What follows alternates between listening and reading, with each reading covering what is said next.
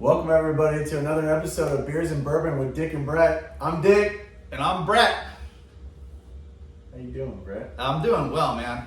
Tonight is a super cool night for me. Mostly because I've been itching the side of my face really bad. Trying to grow a beard just as cool as yours, but it's probably not going to happen. I might pull the plug on it pretty soon. I'm not really sure. I don't know if mine's that cool. There's a lot of gray in it, but yeah. It's a lot better than mine, man. I am so patchy, and somebody told me, hey, look, if you just let it grow, it'll eventually fill in. And I still to this day am in complete, utter doubt. I'm just over it. But you know what? I'm going to continue to do it because that's what I do. I persevere. So yeah. I'm going to have a beard as we progress on this show here, and looking forward to today's show. Maybe by episode 4 you might have a beard. I don't know. Maybe or maybe not. If I don't, I'll definitely have a handlebar mustache like usual. So, you know? I have a handlebar mustache in November. It's a beautiful thing. So let's get right into it. So today we got 2 beers and 2 bourbons. The beer we have today, the first one is Super Ripe from Great Notion. Great Notion. Yeah, Great Notion is up in Portland, Oregon. So we have Super Ripe 9.1% hazy double. And then over here on my left, we have Juice Box Double IPA, 8.2% another hazy. The thing about Great Notion, let's see if you can see it a little better. The can art is freaking badass. Yeah, that might be tough to see on camera because of the black, but it is really cool. So can art is very kind of tattoo inspired. This one's got a pirate and what would you call that? A crow? Yeah, Black Crow. Black Crow. Yeah. So it's the same artist. Yeah, all their can work is done by the same artist. Pretty heavy line work. Kind of gives like American traditional tattoo kind of feel. Badass. I've actually been to the brewery. The only time I ever went to Portland, I went there. Little bit of background about Super Ripe. So Ripe is their flagship hazy single IPA.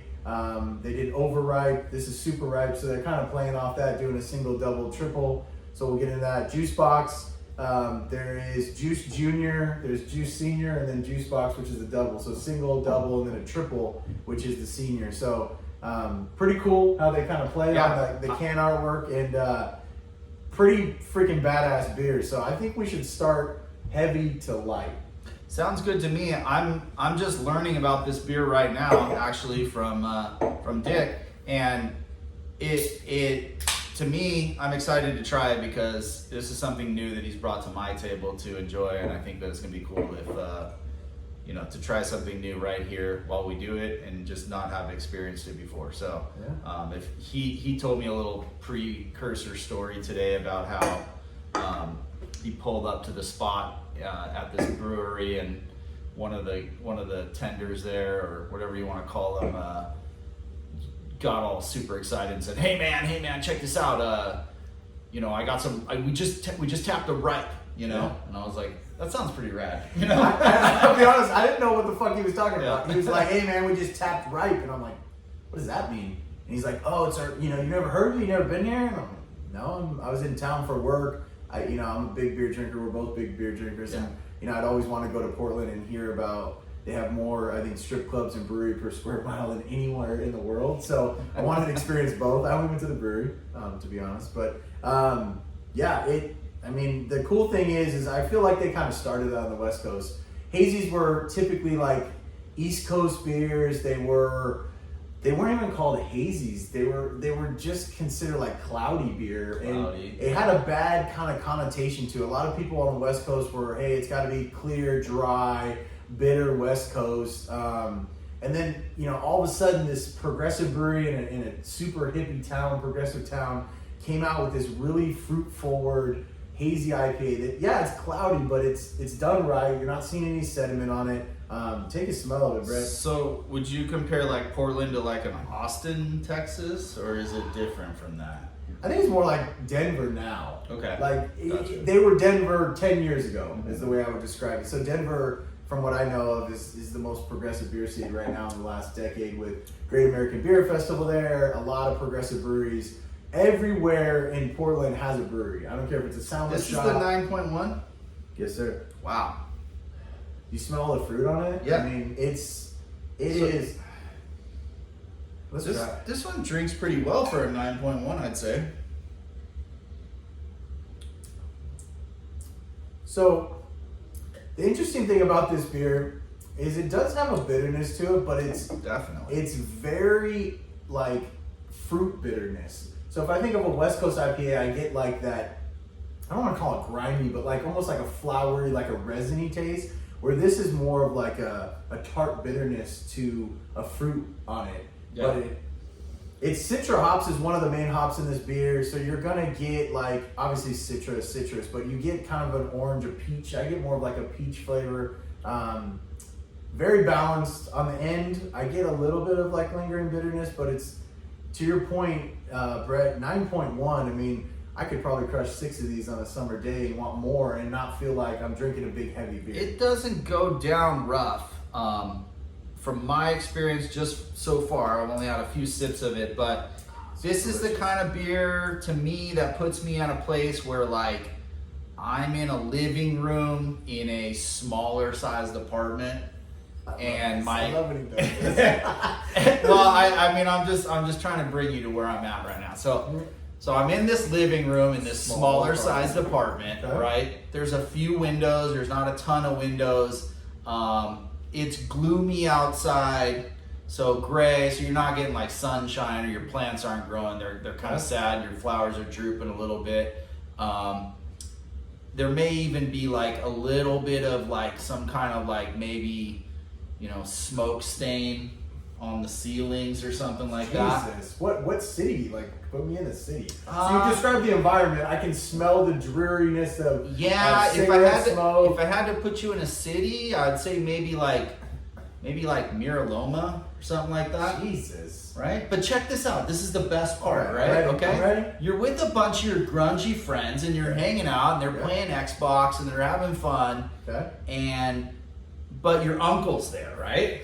Okay, my uncle's there. But he's like kind of he drinks Coors Light or something like that. Is he a cool uncle or is he like that like fucking asshole uncle? No, he's a funkle, Okay. He's cool. He just came over to like hang out but he just drinks regular beer and then he's like, I've never tried those, but I'll try one, man. And you crack it and you just go straight to the 9.1 and you pour one and he goes, that's pretty good. And then like 30 minutes later, he's talking all kinds of weird shit because he just can't handle it. Yeah, I mean, you go from a 3.5% beer. This is 3 of those. Yeah, and then your aunt calls the next day and is like, hey, how was your uncle? Yeah. And you just tell him, oh, he had a great time, But she wonders why you slept on your couch that night, He tried to call her. We grabbed the phone. We said, no, you're not calling. I got you, uncle. You're not calling. You're staying here. And he probably crushed 4. I feel like he would like it, and it would creep up on him pretty bad. 100%. Yeah. Well, again, if you're not a beer, like there's 2 types of beer drinkers. There's multiple, but there's 2 main categories in my opinion. There's the craft beer drinker that is considered like the pompous asshole that's like, oh, I only drink my kind. Yeah. I only drink this flavor. I only drink this brewery. I'm probably that person in our circle. But then you have other people who are like, I don't give a fuck what it is. I'm drinking beer. It could be Michelob Ultra, Coors Light, Bud Light. Don't care. I just drink beer and I drink a lot of it. Yeah. That person, they try to regiment the same amount of beers they can crush, but it's 3 times that. Yeah, easy. And I feel like this one, if you handed him like a Schwammies or something like that, he would hand it right back to you and go, you know what, man, this just isn't my kind of beer. But this might actually lead him into finding a new realm of drinking into the hazies because it's very inviting. Well, the name's super ripe, so you think about a fruit right away, right? Like the ripeness of a fruit. But the way that they made this beer with the amount of hops in it, the amount of alcohol in it, and I think we'll probably call it the drinkability, crushability of the beer. Yeah. It's pretty hard to distinguish the alcohol content. Like it really is. I couldn't imagine that it was a 9.1 because I've had probably 15 other beers in the last month, and a lot of them speak to their alcohol content. This one kind of dumbs it down, but also brings a really great consistent flavor. So that's where I stand with this one. 100%, man. Yeah. I wouldn't argue with your description. I'm glad this isn't what I had at the brewery, right? I had Ripe, the single. Yeah. It's cool to see, almost the triple. It's a double, but it's borderline triple, almost 10%. I mean, 10%, 9.1, yeah. So I'm glad you like it. I do. I like it. Thanks for introducing me to this. Yeah, man. That's the cool thing about, I think you can do it with anything. You can do it with food and stuff like that. But I think obviously alcohol is probably a little bit more transferable because it's not like always location or demographic specific. Like, yeah, they make beer all over, they make liquor all over. But to me, it's cool to bring different breweries or different things you like to other people. And they're like, I didn't like that style of beer. I didn't think I would like this because I'm not a huge lager fan. Yeah. Until I started brewing my own beer, and I was like, hey, I'm gonna put some hops in this lager, and I love lagers. But if I think about a Bud Light or Coors Light as a lager, it tastes like shit to me. Yeah. But I put my own spin on it, right? I'll tell you one thing. There's not a blonde from a craft brewery that I enjoy. Really? Yeah. It's just not my thing. I can't drink them. I'd rather just skip right over them into some kind of West Coast IPA or some kind of hazy IPA or double or something like that. When it comes to the blondes, I'd rather have your Michelob Ultras or your Coors Lights or your Miller Lights, and then Bud Light. No, thank you. Yeah. I love that you're a cool company and that you did really well, but Bud Light is not for me. You kind of just hurt my heart when you went into all those different beers, but sorry. I would say I understand. I don't want to do the blondes, which is fine. My point is, I understand what you're saying because I feel that way about Belgian. I don't like Belgian yeast. Yeah. I don't care what temp. Everyone's like, oh, you gotta drink it like room temperature or not as cold or this, that. I don't like the yeast. The strain of yeast to me is not my forte, and I'm sure that there's a ton of beers. We have a couple in the fridge that are Belgian. Yeah. Or some people really like Belgian strong ales, 13, 14%. Cool, not my cup of tea. Yeah. You can have all that shit. I'm not a fan, and it's okay if you're a fan. If you like them, that's cool. I'm not saying the beer style is not good. I'm saying it's not for me. Yeah. So I need everybody finds your own. Right, I need you to put your big boy pants on and finish I do like drinking German beer at room temp or close during the season. The Oktoberfest and stuff like that. That shit sneaks up on you pretty well. Yeah. Well, and beer from different countries is cool because it's made in different climates. It's made for different festivities. The grain is different. The hops are different. That can take you coast to coast, right? Like that's a different ballgame. My brother-in-law lived in Germany, and his son still lives there. His ex-wife, we won't go into that story, but it's interesting because there they drink beer warm, and here if I drank this warm, it would taste terrible. But there the beer is built to drink at close to room temperature or higher temperature, and that just blows my mind. Like that's the way it's meant to be drank. Yeah. And beer in Mexico is also warm sometimes. I don't know why, but that's not meant to be drink warm. No, I agree. Like shit. Yeah. If it's not cold, it's not good. No. I'm sorry about that, but yeah. But back to what you're saying. Other countries and pouring warm beer, I understand. I don't understand, but I respect. Yeah, that's fair. Right? Can I go with that? Yeah, I mean that's fair. So the one we're drinking right now is Juice Box Double IPA. Okay. This one has kind of like this wizard-looking guy drinking a jukebox. Like I'm gonna try to let you see it, but the artwork is pretty badass. The funny thing is the senior of this one has a little tiny little guy. It's the same version, but he's a little guy, and he's on the shoulder of the guy. And then the senior is.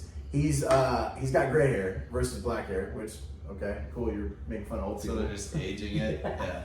But anyways, so these don't actually kind of label the hops on the can, right? No. So I know the Ripe because again, that's what Experience, I had there, and I know that the primary hop in Citra is Citra. On the Juice Box, I'm not sure. We'd have to look at that. I don't know either. That's what I was wondering. I mean, I was looking at the can like. I do appreciate when breweries put some ingredients on the can. I love the artwork, and I love kind of the whole look of the can with the black and the logo, and the names are fun. The alcohol content is awesome. They got their hashtags on it. They got QR codes. They're recycle friendly. A lot of cool things about the can. I mean, if there was a way to just incorporate just a few of what hops they were putting in this beer, that'd be kind of nice to know. Could be. I mean, you could do your own research. I bet you that QR code would tell us. It would probably, but I think the interesting thing about them is like it's readily available now. Yeah. So if I think about them, they were very much Seattle, Portland based, and that was it. Yeah. Now it's at a higher price point down in California where we're at, but it's available. Like I could go into a few liquor stores. It doesn't have to be my honey hole shop. Yeah. They're available now, and so I think that there's a change in the brand of the beer. So like being Portland owned, being kind of local is their thing, farm to table, like everything's about the community. I would assume that this can has changed over time, and now it's probably about getting to the masses and building the brewery. So they actually have 3 spots now. When I went there, I think they only had 2. So they're progressively getting bigger. They're starting to ship their beer. I love the idea of being able to get beers from up north, or from the East Coast, or from the Midwest, or from the southern regions. This is completely different. To be able to try here. So for me, I'm super open to this kind of thing. It's great. I just don't know.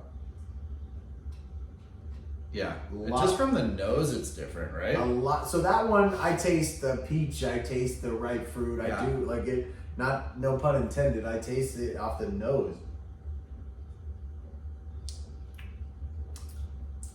Okay. Woo. Completely different. Yeah, you could taste the 8.2 in that one. And it is way more, I want to say flavorful. Yeah. It's a different flavor though. You don't taste a lot of citrus. It's definitely not the same. Your uncle's not drinking this one. No, absolutely not. I'm drinking this one. Yeah. This to me is a craft drinker's paradise. This one I love. Don't get me wrong. Not discrediting that. I enjoy the shit out of that, but that tastes like spring and summer. Yeah. This one tastes like fall. Yes, and it's more of hop flavor. Like what you consider hop pellets and that resin. Like I get it. I'm feeling a powerful presence in my mouth. Powerful presence. I'm not gonna. He's throwing that out there and he wants me to jump on. I'm not gonna jump on. I keep trying to egg him on. He's trying to egg me on. I'm not gonna do it, man. This is the pilot. Like we have to get some followers before you. Last time I got you to talk about some kind of deer or something like that, so I was just hoping maybe you'd fall into that. You're not gonna get me. It's too early in our season. Well, I tried. But I mean, hell yeah! Like applaud this one. Yeah. I've had again. I love the nose. The nose is great. It puts off what it drinks like, which is kind of cool. Because when you can match a nose to what the actual drink and flavor of the beer is, I think that's kind of a key point sometimes. If you can't smell it and then drink it and it's kind of what you imagined it to be, it feels like a shifty move. But with this one, it's tried and true. You smell it. Agreed. It smells dank, delicious, right? That's what I was gonna say. Yeah. It smells dank. Yeah. Like it does. So and then it goes all the way through with the mouth drink and really consistency in its finish and all that. And I don't want to say like boozy, but I think the way you said it is right. Like it tastes like a double IPA. It doesn't like when you say boozy, you think like alcohol, right? But it drinks like an 8%. I don't know how else to describe that in a way that anyone can make sense. But when I drink this, I know I'm drinking a craft beer double IPA. It tells me right off the bat that if I drink 4 or 5 of these, maybe 6, I'm going to be fucking shit bombed with 6 of them. Yeah. 4 of them, I'm going to feel good because I drink a lot of beer. But your uncle's throwing up at the end of the night. He's going to drink one and hand it back to you and go, I'm not into this thing. Or maybe half of one, honestly. I'm getting the thing that I could have 2 of these enjoyably. Delicious. And then my third one would be knowing that I'm entering some kind of danger zone. I love it though. This is the beer, again, like if I think about both of them, I like that you're taking me to Mira Loma with your uncle here. That's the feeling that I got. And what folks, what you're gonna find out is Brett's thing is he took us a couple places. I won't spill the beans, but he will teleport us with the beer to what he's feeling in his mind, what he's sensing in his nose, and what he's tasting on his tongue. And that's my favorite thing because, like, I jump right in. I'm like, I'm in the pool. I'm fucking in Miraloma. I'm with his uncle, his funkle. We're having a great time. We're drinking this beer. He's like, this shit is so good. Like, we got more. And I'm like, I only got 3. He's like, you can hear the whispers sometimes. Yes. You know, if you paint the story, dude, you can put yourself. I think Aaron Rodgers was somebody who might have taught me something over the last couple of weeks, where Aaron Rodgers had to go into some dark room to decide whether or not he was going to retire from football or join another team. Did he go into a dark room, or did he go to some shaman and do peyote? No. So he was doing ayahuasca at one point. At least that's what was out there, and it was this eye-opening experience. And then he came out and had a subpar year. And I'm a little biased. I'm a Bears fan, so I can't get behind him, but I'm not here to talk shit on him. This is about beer and bourbon. But at the end of the day, he did go to some kind of dark room in the last month or something. He was going to spend 4 days in there, and they could turn the lights on if they wanted to, but they didn't regulate it. But you can go in there and kind of think through your thoughts. Like a think tank? Yeah. So you know, dark curtains, no sound. Just lay there and figure out, you know, I've been playing in the NFL for X a number of years, and do I want to continue this with my life? And, you know, maybe I want to think about, you know, my relationships with, you know, want to play for my other family. Do I want to play for the Raiders? Do I want to go to the Jets or the Ravens? Where am I going? Yeah, so he's trying to pick this up with his life, and that is, to me, just nuts. Yeah. So I think what we need to do at this point is I'm going to want another beer later. So either we're going to crush these, which I'm down. Well, I mean, I know we have to get to the bourbon. We got to get to the bourbon. I know you guys are excited about that. I hope they're excited. I'm fucking really excited. I keep saying fuck because I like saying fuck. Yeah. But I'm going to take these 2 away. Okay. I'm going to put these over here. They're coming out of the screen. They're going to kind of hang out over there. I'm going to crush this. Okay. I would say cheers to you. Let's crush this. This is cheers to you, but it's also cheers to you guys. Absolutely. Without you guys, it's just 2 guys in a garage. Honestly, right? Yeah, pretty much. We're going to do it whether there's 1 person watching us or there's, 12 people watching us. But we're going to do it anyways. Yeah. Because we like to do it and we're having fun. But cheers to that. Cheers to you guys. Hope you guys like this beer. Go out and find some if you can get your hands on it. I would highly recommend both of them. Maybe you could sit with your buddies around a table, pour some beers, and see if your guys' comparisons come out to the same as ours. If they do, drop us a line. Absolutely. Jump on our Twitter feed. Let us know. Show up to our Instagram. We're going to do some crazy stuff. We'll talk about it at the end of this episode. But at the end of the day, it's a community. And if you like bourbon and you like beer, that's why we're here. Hopefully they like Dick and Brett. Did that just rhyme? It did. Oh, fuck yeah. I love rhyming. And it was like you planned it. I wish I was Eminem, but I wish I was a little it doesn't come out that way. That's too short. Yeah, I know. I was going to go into the line. Okay. All right, so let's take this down the hatch. Yep, for sure. Oh. All right. I'm probably moaned like you were in between the sheets or something like that. Jesus. You must have liked that beer, guys. I did. I'm pretty sure that was one of his highlights of the month right there. Dude, that was a good beer. I've been wanting to try some Great Notion with you for a while because I like the beer, man. I'm really excited you introduced me to it. So.